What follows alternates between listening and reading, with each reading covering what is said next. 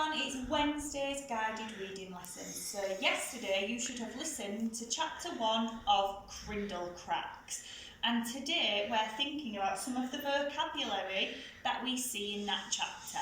Okay, so our first job for question 1 is to use a ruler to match the words on this side to what we think they mean on this side.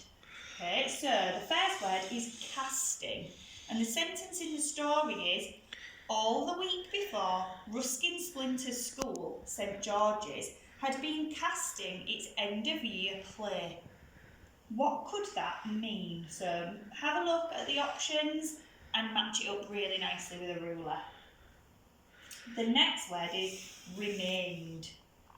So the end of the sentence is, it had been casting its end-of-year play and only the role of hero remained. You might even be able to think about what you've been doing in maths to help you with that today.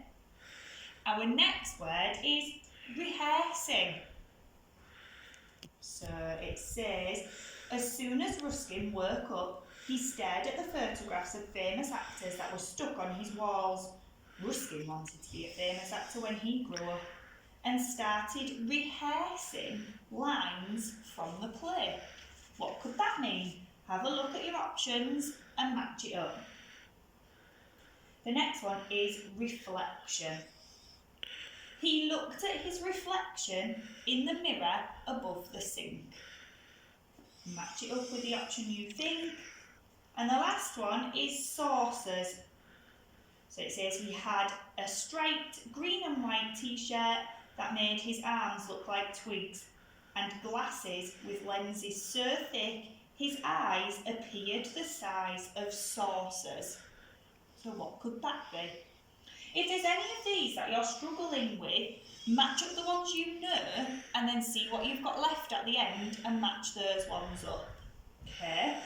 The last two questions are a little bit different. So this one, it asks you to circle the word that's closest in meaning to frothing. So the sentence says, toothpaste frothing around his mouth. And you've got some different options. Do you think it means the toothpaste is spreading around his mouth? Is it bubbling around his mouth? Is it fizzing around his mouth? Or is the toothpaste creaming around his mouth? What do you think frothing means in that sentence?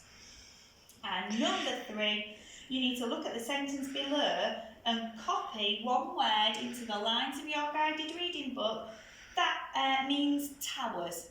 So the sentence is, the school had turrets and was surrounded by iron railings with spikes on top.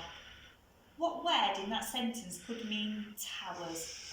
Have a think. I think you'll be able to get on with this really well today. Make sure you put today's date above the sheet in your books. Have fun, everyone!